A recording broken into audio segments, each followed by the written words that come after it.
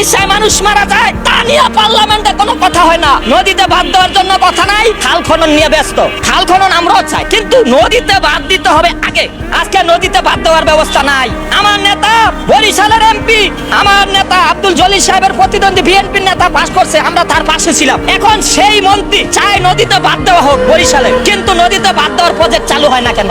আমি বিএনপি বুঝি না, আমি আওয়ামী লীগ বুঝি না, জামাত বুঝি না, এনসিপি বুঝি না। এই দেশের রিকশাওয়ালা, ব্যাংক শ্রমিক, কৃষক শ্রমিক, এই দেশের অসহায় মানুষ যদি তাদের অধিকার না পায়, আমি কোন দলের দালালি করতে পারবো না। আমি কোন দলের বিরুদ্ধ বলি না, পক্ষ বলি না।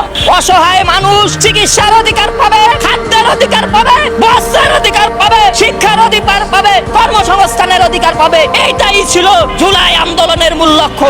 আজকে জুলাই আন্দোলনের মূল লক্ষ্য থেকে যদি এনসিপি তোমরা সরে যাও, তোমাদের পাশে আমরা জনগণ নাই। অনেকে বলে খায়রুল মনে হয় বিএনপি কে নামানোর জন্য জুলাই আন্দোলনের বিরুদ্ধে লাগছে।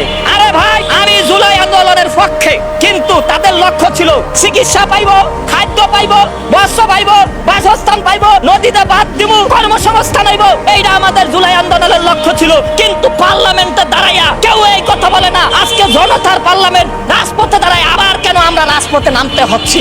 আমি রাজপথে আসি না, আমাকে এই প্রেস ক্লাবের আশেপাশে পাইবেন না।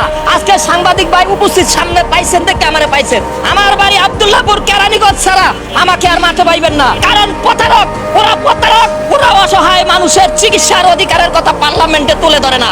ওরা শিক্ষার আলো পৌঁছে দেওয়ার কথা পার্লামেন্টে তুলে ধরে না। ওরা শ্রমিকের ন্যায্য অধিকারের কথা বলে না। ওরা কারা আপনারা সবাই জানেন। সবাইকে বলিয়ে আমি সর্বদলীয় বিরোধী দল খায়রুল জনগণের লোক।